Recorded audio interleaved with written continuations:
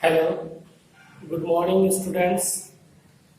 आज आप लोगों के बीच इतने दिनों बाद लॉकडाउन के कारण क्लास नहीं हो रही थी, तो आज से मैं आप लोगों को ऑनलाइन क्लास दे रहा हूँ। उम्मीद है कि आप लोग अपने घर में मेरे YouTube channel Niranjan arts classes को सर्च करके उसे सब्सक्राइब करेंगे और कंटिन्यू क्लास करेंगे। आज आप लोगों के बीच में हिस्ट्री का अध्याय 3 जो महाभारत चैप्टर है वो चैप्टर पढ़ा रहा हूँ। आप लोग इस चैप्टर को पढ़ भी चुके हैं और कुछ टॉपिक है जो हम नहीं बताए थे, जिसे आज हम स्टार्ट कर रहे हैं। इन दिनों लॉकडाउन के कारण बहुत से लोग घर पर भी बैठकर महाभारत देखते हैं और महाभारत समाप्त भी हो चुका है, तो बहुत से लोगों को इस बात की जानकारी भी होगी क्योंकि टीवी पर लोग देखते थे प्रसारण को।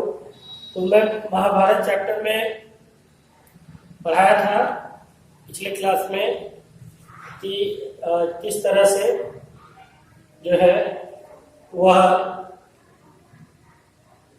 यानी पांडव और कौरवों के बीच युद्ध हुआ, जिसमें कि पांडवों की जीत हुई और कौरवों की हार हुई।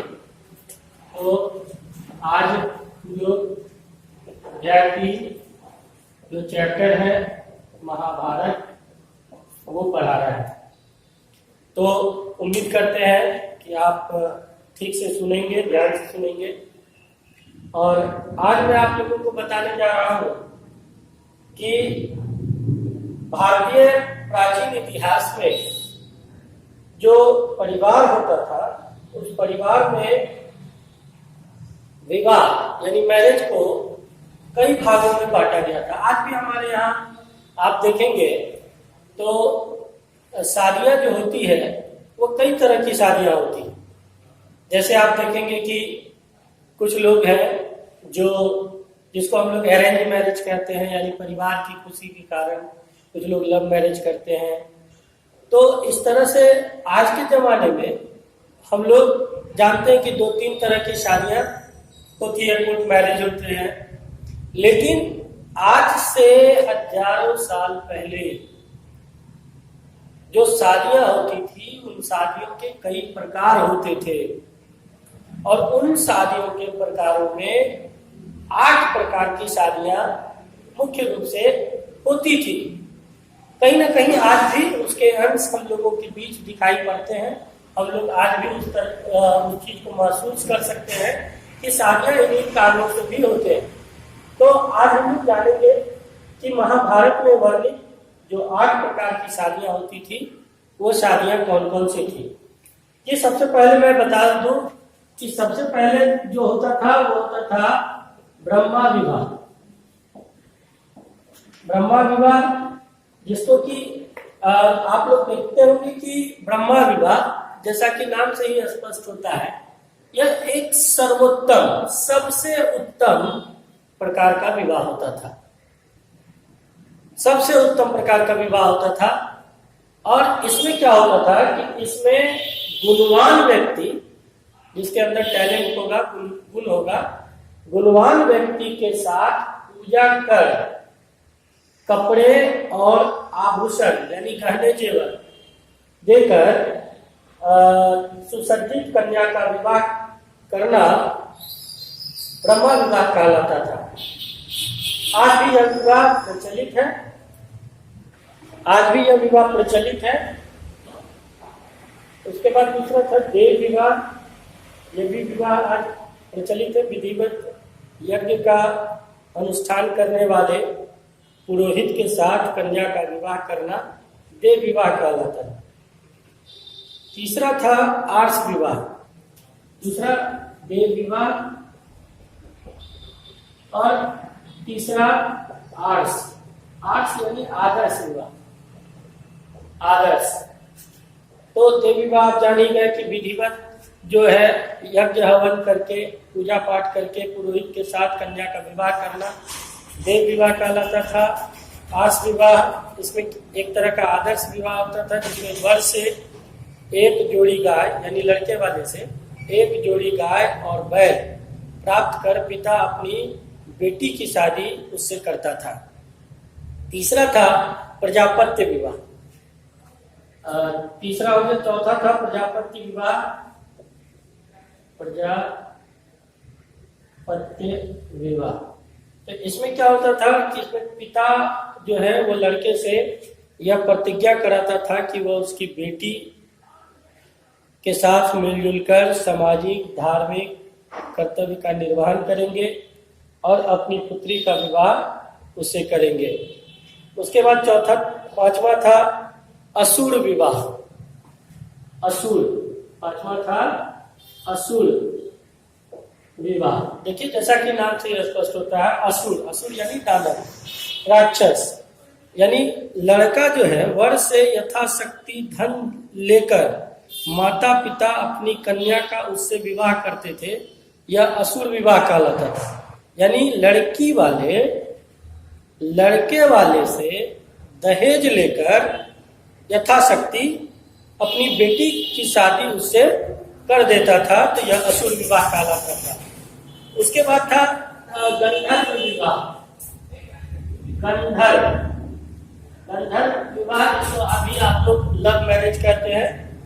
इसमें क्या होता था कि जब लड़का और लड़की एक दूसरे के गुणों पर आकर्षित होकर, अट्रैक्टिव होकर कन्या का उस आकर्षित से विवाह करते थे, तो वह जो है गंधर्व विवाह कहलाता था। फिर से हम बता देते हैं आपको कि जब लड़का और लड़की एक दूसरे के गुणों पर आकर्षित होकर एक दूसरे से विवाह करते थे, तो यह गंधर्व विवाह कहलाता था। उसके बाद है सातवां है राक्षस विवाह। क्या है? राक्षस विवाह में क्या होता था कि बलपूर्वक यानी शक्ति से बलपूर्वक लड़की का अपहरण कर लिया जाता था, किडनैप कर लिया जाता था और उसके साथ विवाह कर लिया जाता था। तो इस प्रकार का विवाह राक्षस विवाह कहलाता है, जो आज भी कभी कभी देखने के लिए अखबारों में या हम लोगों को न्यूज में मिलता है। उसके बाद आता है पिशाच विवाह। पिशाच, जिसको भूत प्रेत पिशाच कहते हैं। तो पिशाच विवाह जो होता था ये सबसे खतरनाक होता था। पिशाच विवाह में क्या होता था कि कोई लड़की सोई हुई है, नशे में है, पागल है या मदमस्त है, उसके साथ बलपूर्वक जो है उसके साथ बलात्कार कर उसका संभोग कर विवाह के लिए उसको मजबूर किया जाता था। तो इस प्रकार के विवाह को हम लोग पिशाच विवाह कहते हैं। तो आज आप लोगों ने जाना कि किस तरह से जो है शादियों को कितने भागों में बांटा गया है और अलग अलग विवाह का अलग अलग तरीका है। तो आप देख सकते हैं कि इसमें से कुछ ऐसे चीजें हैं जो आज भी देखने के लिए मिलता है। आज मैं आप लोगों को एक कहानी सुनाता हूं जो उस समय महाभारत काल में काफी प्रचलित हुई थी। वो कहानी है गुरु शिष्य की कहानी, गुरु द्रोणाचार्य और एकलव्य की कहानी, जो काफी प्रसिद्ध हुई थी। कि पुराने काल में वर्ण के आधार पर जाति को बांटा गया था। जैसे ब्राह्मणों ने इसे पुख्ता आधार देने के लिए देवीय उत्पन्न बताया था। तो कहा जाता है कि उस समय 4 तरह के जाति हुआ करते थे, ब्राह्मण, क्षत्रिय, वैश्य और शूद्र। ये 4 तरह के लोग होते थे, ब्राह्मण, क्षत्रिय, वैश्य और शूद्र। ब्राह्मण का काम, पुरोहित का काम था पूजा पाठ कराना, सलाह देना। क्षत्रियों का काम रक्षा करना था, राजपाट चलाना था। वैश्य का काम व्यापार करना था, लेन देन करना था। और शूद्र का काम था समाज में इन लोगों का सहयोग करना, या यूं कहिए कि इन लोगों की सेवा करना। तो एक बार कहा जाता है कि द्रोणाचार्य एक बार निषाद राज हिरण्य धनु का पुत्र एकलव्य धनुर्विद्या सीखने आया।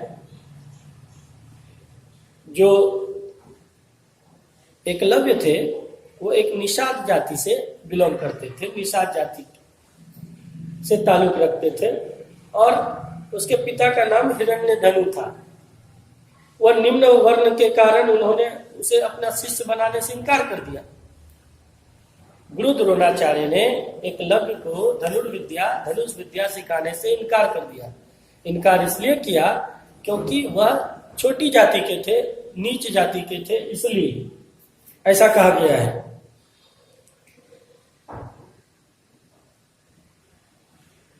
दृढ़ इच्छा शक्ति के धनी एकलव्य ने जंगल में गुरु द्रोणाचार्य की एक मिट्टी की प्रतिमा बनाई और अभ्यासरत हो गया। माने क्या हुआ कि द्रोणाचार्य ने उसे धनुर्विद्या सिखाने से इनकार कर दिया। कहा कि देखो हम तुम्हें नहीं सिखा सकते हैं क्योंकि तुम्हारा यह काम, धनुष विद्या सीखना तुम्हारा काम नहीं है। तुम निम्न जाति के लोग हो, निम्न वर्ण के लोग हो, इसलिए तुम्हें यह विद्या नहीं सिखाई जा सकती। लेकिन एकलव्य जो था वह एक संकल्प लिया कि मुझे सीखना है तो सीखना है और मुझे द्रोणाचार्य से ही धनुष विद्या सीखना है। दृढ़ इच्छा शक्ति के धनी एकलव्य ने क्या किया कि जंगल में मिट्टी का पुतला द्रोणाचार्य का बना लिया और उसी के सामने जो है धनुष विद्या सीखना शुरू कर दिया और वह धनुष विद्या में काफी पारंगत भी हो गया। एक बार वह कहीं जा रहा था तो उसका काला रंग देखकर कुछ कुत्ते उस पर भौंकने लगे। जो एकलव्य थे उसका काला रंग देखकर उस पर कुछ कुत्ते भौंकने लगे। तो उसी समय एकलव्य ने अपना बाण निकाला और कुत्ते के मुंह पर मार दिया। कुत्ते के मुंह पर वो बाण तो लगी लेकिन कुत्ते के मुंह पर एक खरोच तक नहीं आई और कुत्ता शांत हो गया। यह सब पास खड़ा अर्जुन देख रहा था। अर्जुन जिसको कि यह वरदान मिला था द्रोणाचार्य से कि तुम्हारे जैसा धनुर्धारी इस धरती पर कोई नहीं होगा। लेकिन अर्जुन ने देखा एकलव्य की इस विद्या को कि कुत्ते को एक खरोच तक नहीं आई और कुत्ता चुप हो गया। उसे बड़ा आश्चर्य हुआ। वह एकलव्य के पास गए और पूछा कि तुम कौन हो और इतना अच्छा धनुष विद्या तुमने कहां से सीखा है। इस पर एकलव्य ने अपने परिचय दिया और कहा कि मैं एक निषाद राजपुत्र का बेटा हूं और मेरे गुरु द्रोणाचार्य हैं, मैं उन्हीं से यह सीखा।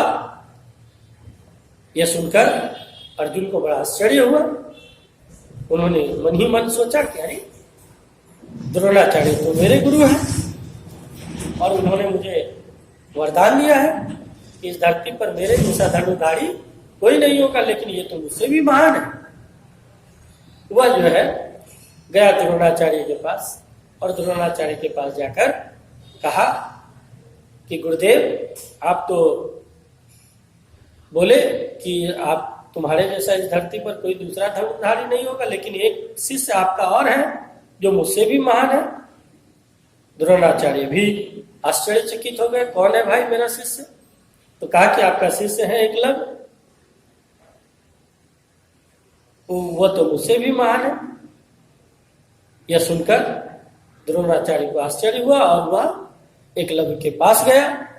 एकलव्य के पास गया और कहा कि तुम कौन हो? बोला मैं आपका शिष्य हूं। बोला नहीं, मैं तुम्हें सिखाया ही नहीं हूं, तो मैं तुम्हारा गुरु कैसे हो गया? तब एकलव्य ने गुरु द्रोणाचार्य की जो मिट्टी की प्रतिमा मूर्ति बनाई थी उस मूर्ति को दिखाकर कहा कि यही मेरे गुरु हैं, इन्हीं के सामने मैं अभ्यासरत किया और आज यहाँ तक पहुंचा हूँ। ये सब आपके आशीर्वाद है, आप ही मेरे गुरु। आप मुझे शिष्य मानिए या ना मानिए, लेकिन मैं आपको गुरु मानता हूँ। बोला ठीक है, अगर तुम मुझको गुरु मानते हो तो मैं तुमसे एक गुरु दक्षिणा मांगता हूं, क्या तुम मुझे दोगे? बोला निसंकोच गुरुदेव, आप जो मांगेंगे मैं देने के लिए तैयार हूं। द्रोणाचार्य ने कहा कि मुझे तुम्हारा अंगूठा चाहिए। रत्ती भर देर एकलव्य ने अपना अंगूठा काटकर गुरु द्रोणाचार्य के चरणों में दे दिया। अंगूठा कट जाने के कारण वह धनुष चलाने लायक नहीं रहा, जिस कारण इस धरती पर अर्जुन ही सर्वश्रेष्ठ धनुर्धारी बना रहा और इस तरह से गुरु द्रोणाचार्य का जो वचन था वो पूरा हुआ। लेकिन गुरु शिष्य की जो यह रिश्ता है, ये जो परंपरा है, ये अटूट रिश्ता, ये वर्षों बरस तक चलता रहा। और आज भी लोग उदाहरण देते हैं गुरु शिष्य की, जब भी कोई बात होती है तो उसमें एकलव्य और द्रोणाचार्य का जिक्र जरूर होता है कि शिष्य बनो तो एकलव्य जैसा बनो। तो आज मैंने आप लोगों को 2 तरह के टॉपिक बताए हैं। उम्मीद करते हैं कि इस वीडियो को आप ध्यान से सुनेंगे, समझेंगे और नोट करेंगे। फिर कोई दिक्कत हो तो कमेंट में हमको बताएंगे और चैनल को सब्सक्राइब कर लेंगे।